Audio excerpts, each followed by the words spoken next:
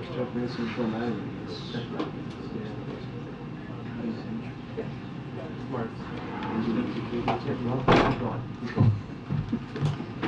afternoon, everyone. Okay, I just have one thing at the top.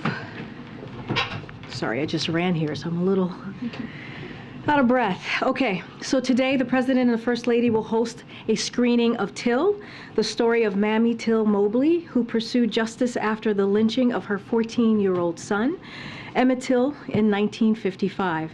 Invitees include cast of the film, the family of Emmett Till, students, civil rights leaders, historians, and families of victims of hate-fueled violence. The Biden administration is working to counter the corrosive effects of hate-fueled violence. In March, President Biden signed H.R. 55, the Emmett Till Anti-Lynching Act. In September, the president hosted the United We Stand Summit to rally a whole-of-society response to prevent and recover from hate-fueled violence and to foster national unity. With that, Zeke, you want to kick us off? Thanks, Karine. The president's back from his physical. Are we going to read out his position at some point? So, as you just mentioned, the president has his physical this morning. It was very much, the exam was straightforward. And as you all saw, he returned to the White House to get back to work. Hopefully in a couple of hours later today, we will have a comprehensive written report from his doctor. The same, this is going to be the same transparent way that we did it back in 2021. So you can expect to hear directly from his doctor via this comprehensive written report. And any flags in the physical? I don't want to get ahead of the doctor. As you saw, he just got back moments ago. They're working to finalize the memo. As soon as we have that for you all, we certainly will share that. And the president's going to give remarks in about an hour or so on the unidentified objects that have been shot down, the Chinese spy surveillance program of the balloon. There's been that interagency review process on the way for last week. Is it safe to assume now that the president's speaking that review is now done? And should we expect to hear about these new procedures that you've been previewing the last couple of days? So let me just first say I'm not going to get ahead of the president in his remarks, which will happen momentarily. He will speak about the United States response to the recent aerial objects. That includes our decisive response to China's high-altitude surveillance balloon, and the president putting the safety and security of the American people always first. So that's what you'll hear from him, but I'm not going to get ahead of the details. As far as it relates to the interagency team, they are continuing to work intensively on putting forth parameters to what, this is something that the president asked them to do. So that is continuing, that work is continuing, but you will hear from the president and he'll give an update on what has occurred over the last several days. And just briefly, last night there were reports of the FBI searched the University of Delaware, the president's papers there from his time in the Senate. Did the president consent to that search? So I understand the questions. I know there are going to be a few more questions about that. I'm going to say from here, as I have been for the past couple of weeks, we're going to continue to be prudent. I will not give any comments about this ongoing investigation. I would refer you to the Department of Justice. Oh, welcome. I haven't seen you here in a long time. No, it's been a minute. Yeah. Good to see you. Good to see you as well. On the searches, regarding searches again at the University of Delaware, is there any other office space President Biden kept his records from the time he was vice president to now? Again, I'm going to respond just the same way I just did with Zeke, is we're just going to continue to be consistent here, and I'm just not going to respond to or give comment to what's occurring right now with that investigation, and refer you to the Department of Justice. Okay, can you say who prompted the search? Again, I will refer you to the Department of Justice. One on Nikki Haley, who is now running for president. She is calling for mental competency tests for politicians 75 and up, clearly a dig at the current president. In her first speech, since announcing her run, she said America is not past our prime, it's just that our politicians are past theirs. We won't win the 21st century if we keep trusting politicians from the 20th century. Does the president have any response to that statement? So I'll say this, again, I'm going to be very careful as I am when speaking about a candidate. She's currently, as you all know, a candidate for 2024, so I am covered by the Hatch Act, so I'm not going to speak to her directly and her comments specifically, but I will say this more broadly. we've heard these types of attacks or remarks before, and if you go back to 2020, they said that the president couldn't do it in 2020 and attacked him there, and he beat them.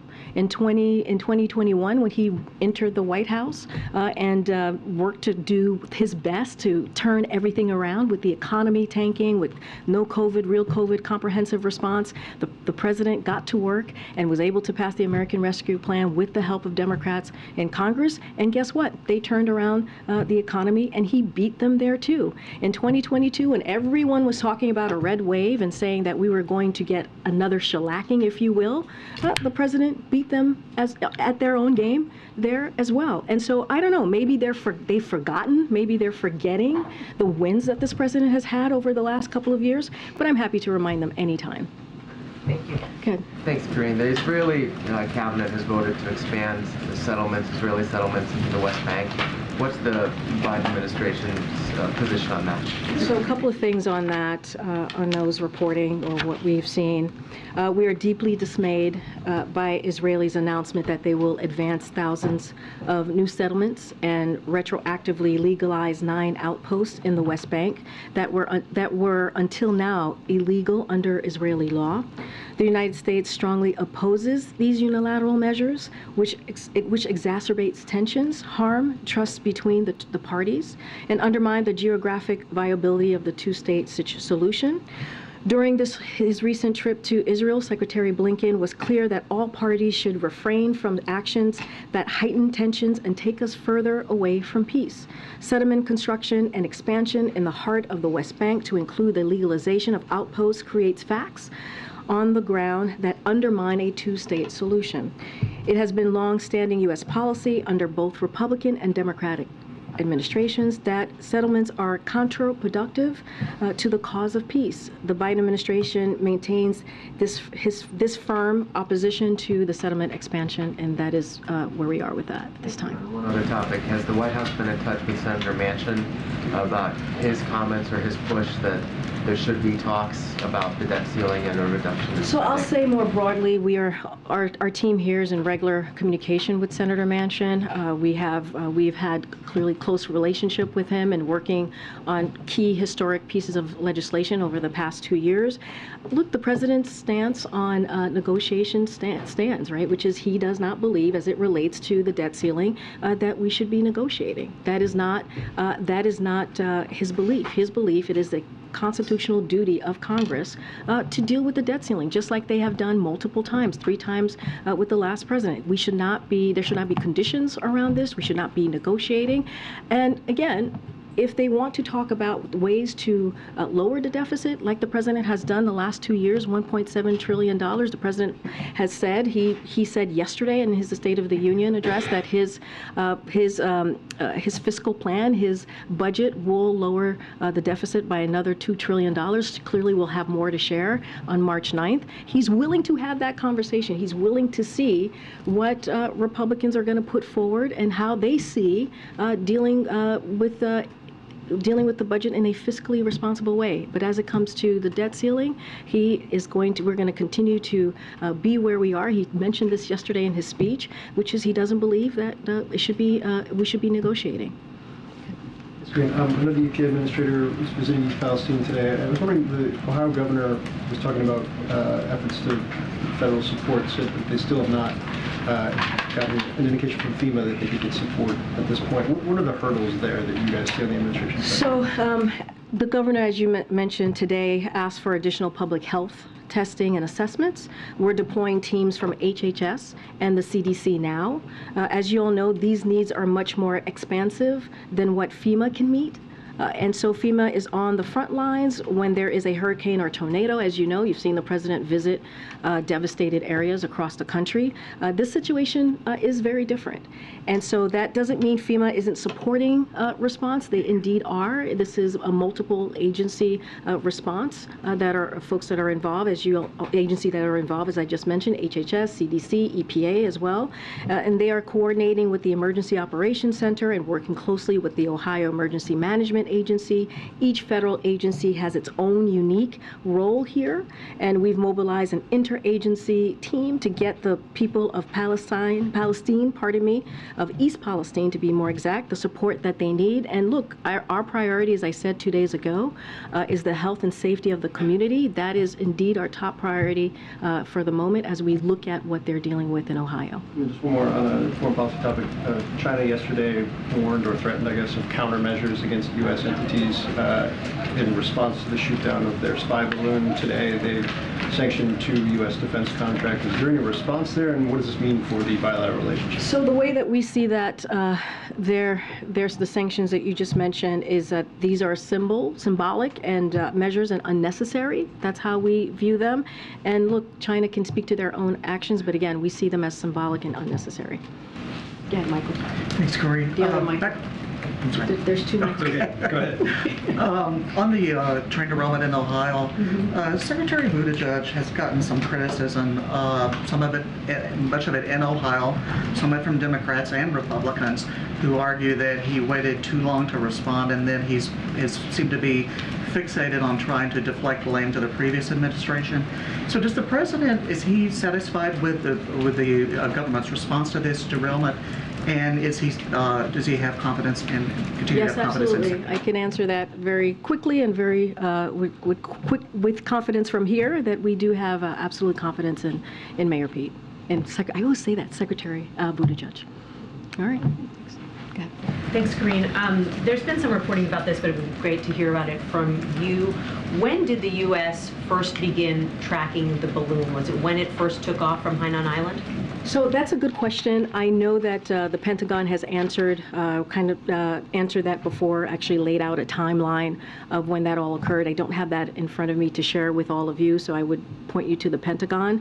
And so, again, they've had detailed information on the tracking of the balloon and when it was first, I guess, seen or visible to them, and also laid out when the president was informed. I just don't have that it's in great detail. I just don't have that in front of me at this time. And has the intelligence community now concluded that it likely began heading east but veered off course, and that's why it ended up traversing the United States? So look, I want to be really mindful here because I've heard this before. I don't have any specifics to share on that. You're talking about the Hawaii and the Guam piece to this. So I just want to be super careful there, and I would probably refer you to the Pentagon.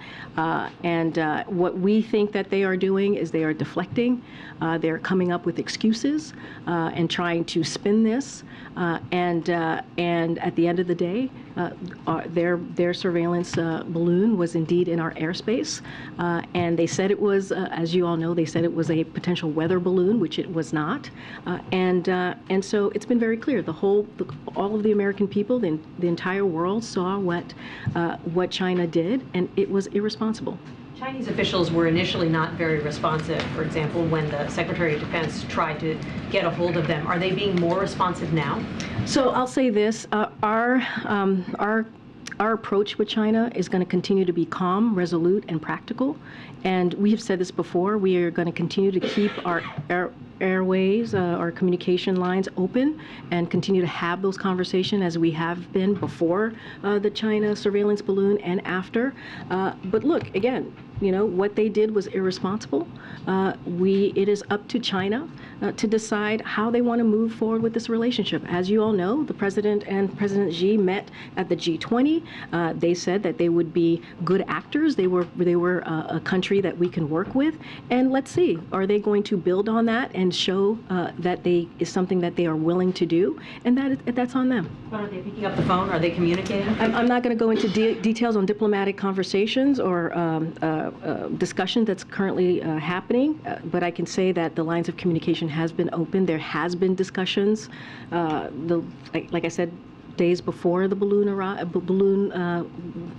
went on its path, and certainly after. Karine, thank you so much. The Vice President said on China, kind of following up on what Nancy was asking you, I don't think this issue with the Chinese spy balloon has changed relations with China. Does the president agree with that assessment? How is the administration viewing the broader? I mean, it's very much to what I was just saying, what our approach to China is going to continue to be, which is calm, resolute, and practical. We're going to, the president has been very clear, we will continue to keep open lines of communication with China. That has not changed. And we saw China's behavior. It was irresponsible and visible. Changed in the wake of this, Karine, because we heard a lot of top officials say clearly this was a violation of the U.S. sovereign airspace. And you've heard us say this from here too. It was a violation of U.S. airspace, and we have been very clear with our communications with China. That has not changed. You saw how Secretary Blinken postponed his trip to China because of their irresponsible behavior. I don't have a trip to announce from here or when that trip is going to continue. That is something that the secretary is going to decide with the president. But again, we have been very clear. What China did was irresponsible. It was irresponsible actions. What's the level of expectation that Secretary Blinken will meet with his Chinese counterpart in Munich? I'm not going to get ahead of that. Like I said, the lines of communication has continued to be open, and we will continue to have those discussions. And again, and as I mentioned moments ago, you're going to hear from the president. He's going to speak very decisively about our response to China's high-altitude surveillance balloon. So you'll hear from the president, and he'll lay that out. Let me try one more time on Nikki Haley's comments. I heard you respond to what she said. But more broadly speaking, if the American public decides or it becomes clear that there's a broad desire to have a competency test for all of the candidates above the age of 75, would the president submit to that? I'm just not going to get into hypotheticals from here. Go ahead. Thanks, Karine. Can you talk about what qualities the president would look for in the next World Bank president, and are there any candidates at this time? I don't have anything to share on that, and I'm just going to let the president do his process and how he's going to move forward, but I'm not going to go into details. One more. Tesla workers in Buffalo, New York say that a number of employees were terminated after they announced plans to form a union. Does the White House have any response to that? So not going to speak to specific efforts from here, but what I'll say is the president supports fundamental rights for workers under the National Labor Relations Act, including the right to organize free from intimidation or coercion. That's why he's adopted a strong leadership team and increased funding for the NLRB, and has urged Congress to pass the PRO Act to strengthen opportunities for private sector workers to make a free and fair choice. But I'm not going to speak to the specific actions that have been reported today. Can I follow on the Tesla question? Biden has obviously said he's the most pro-union president. I mean, does he think that Tesla acted inappropriately or illegally? I hear the question. I'm just going to say that we're just not going to speak specifically to those actions, but clearly the president supports the rights for workers under the NLR Act. So I'll just leave it there. And then just another one on the TIL screening later. Can you say who from the administration or from the family will be actually in attendance, or maybe some of the cast? I mentioned that there will be some members of the cast there, some civil rights leaders there, some members of the family will be there. Just don't have a list to share with you at this time.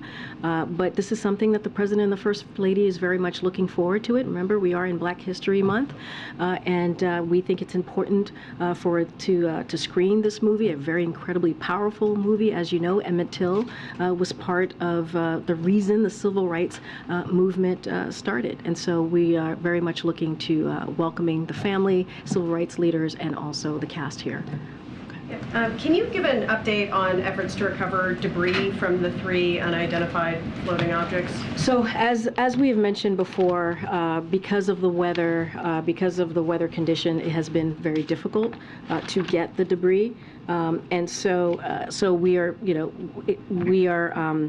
allowing the Pentagon and the Department of Defense to do their work in trying to bring the debris that is clearly in the water to the ground, and so we just don't have much to share there.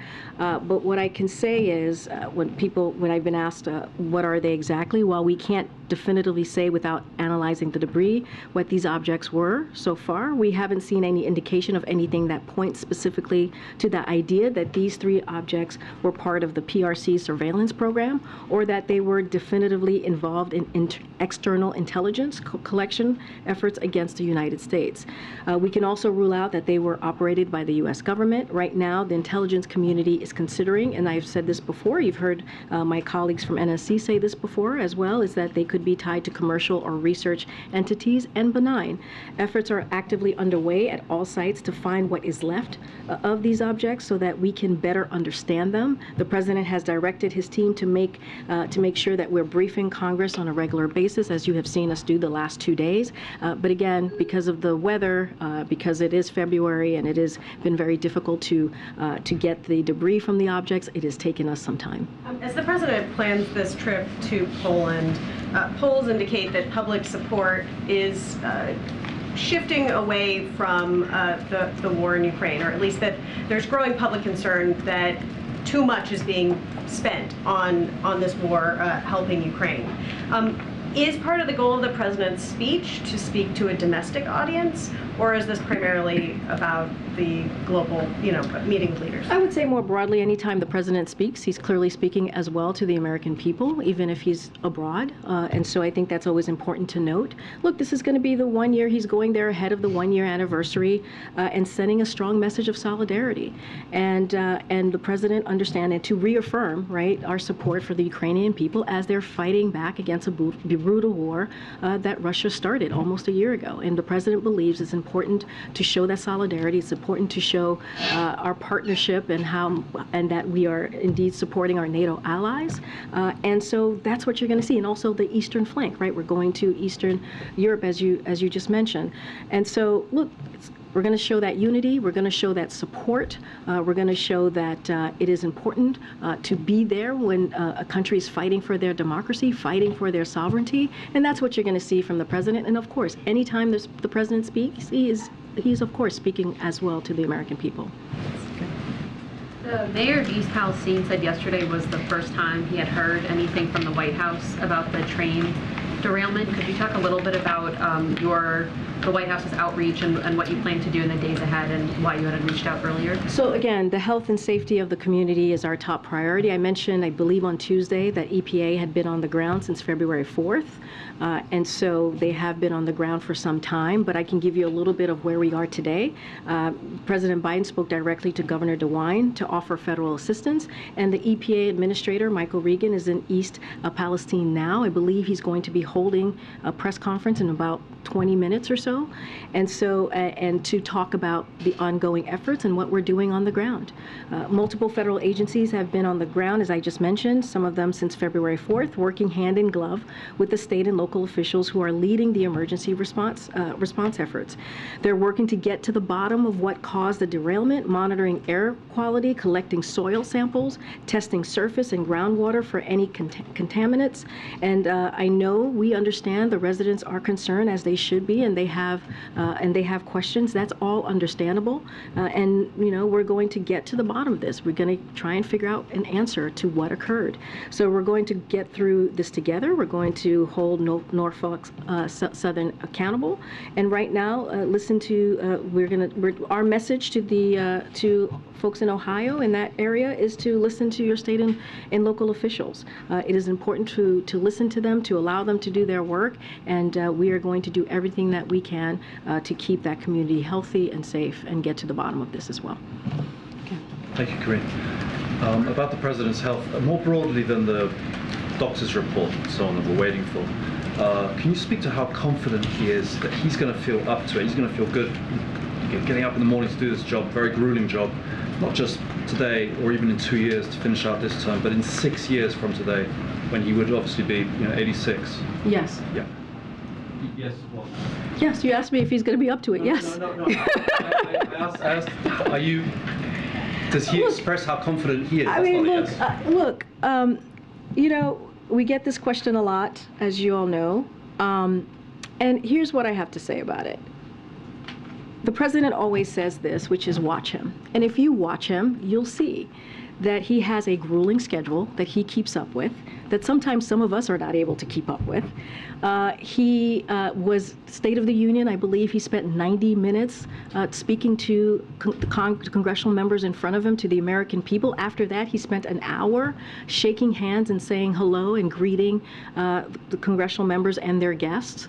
And this is a president that works day in and day out you know, in a grueling fashion, with a grueling schedule, and delivers. And let's not forget, it is interesting that we get this question about this president who has had one of the most historical presidency in his first 2 years than any other president, almost any other president. And you think about the historic pieces of legislation that he's gotten through that many have made jokes about. You think about the bipartisan legislation, bipartisan infrastructure law that, you know, the last guy joked every week that it was infrastructure week and could not get it done. Many presidents tried to get that done and could not get it done. And this president did it in a bipartisan way. And there's a long list that I can go through. I know you guys don't want to hear me go through them at this time, but we have talked about them over and over and over again. And it is surprising that we get this question when you look at this record of this president and what he has been able to do and deliver for the American people. And he is able to do that because he's clearly capable in so many ways and so many levels, and he's going to continue to do that in the years coming. Thanks. Go ahead. Thank you. There is an interagency delegation that's visiting Riyadh, Saudi Arabia currently, and they're meeting with high-level officials from GCC countries. Is the meeting meant to counter Iran activities in the region? Is it strengthening the relationship with the GCC countries, especially in counterterrorism?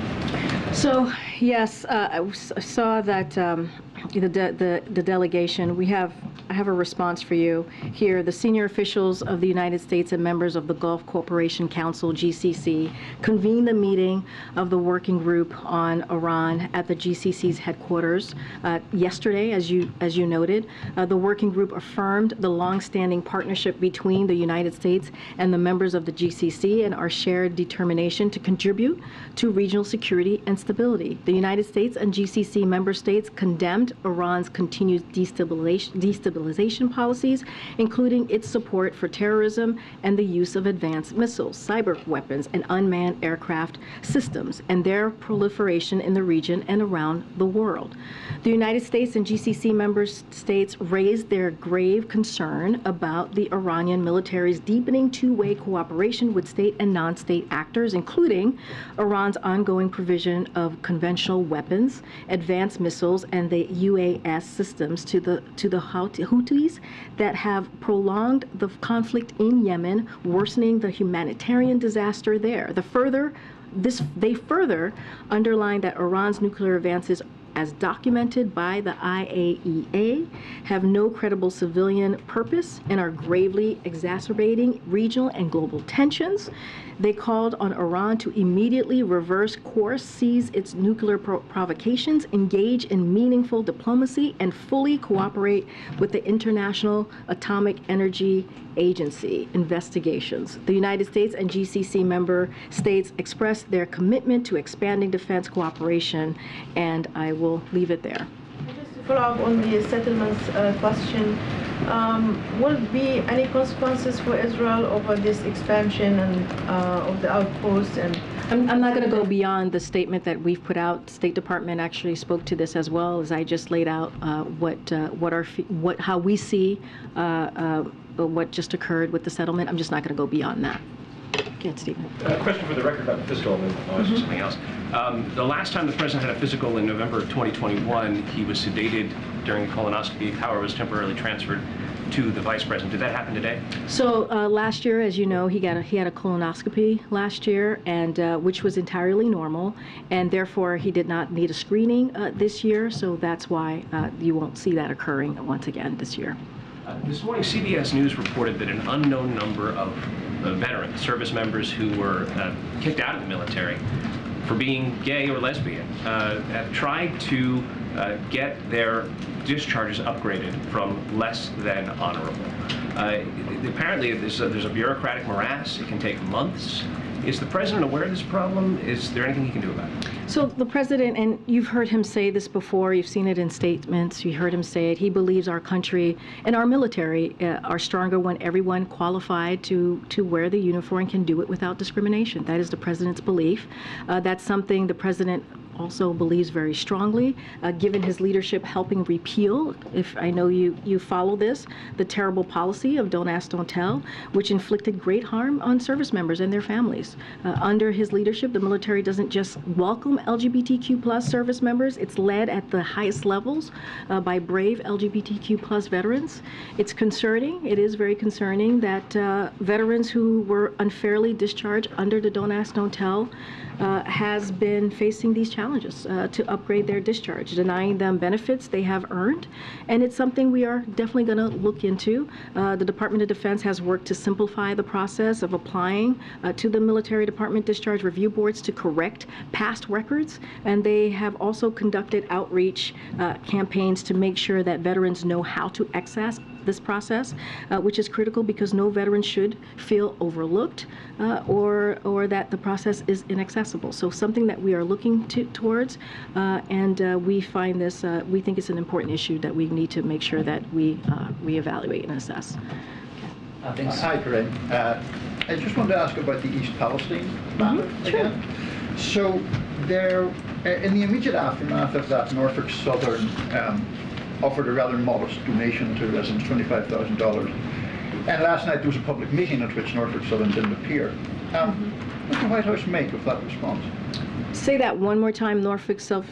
There was a public meeting at which its representatives did not appear, having previously said they would.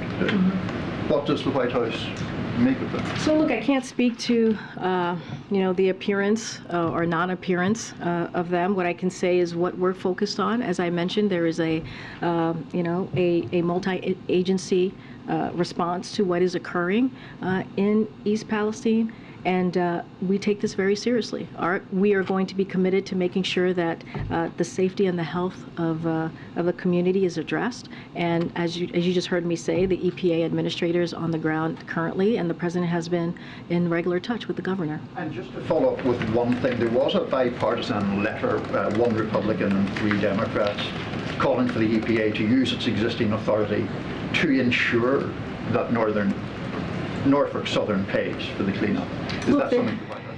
Look, as you know, there's an active investigation underway. So the National Transportation Security Board is on site and looking into the cause of the derailment. I just don't want to get ahead of it at this time. But again, an active situation happening. Okay, you have the last question. I want to ask you the congressional budget report.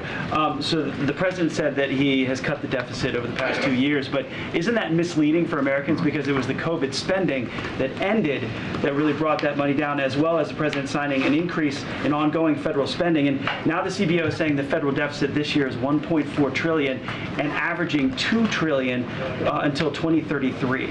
So look, the president has long made reducing the deficit and being fiscally responsible as a priority. He did that as a president. He believed that as vice president, and something he believed as a senator. And I think look no further than his speech yesterday. Look no further also, I guess, his speech, the State of the Union, where he said that he's going to continue to cut the deficit by $2 trillion in the upcoming fiscal year 2024 budget.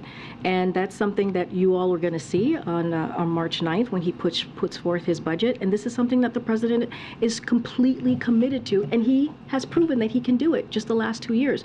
But here's the thing, you have congressional Republicans who want to increase the deficit by $3 trillion.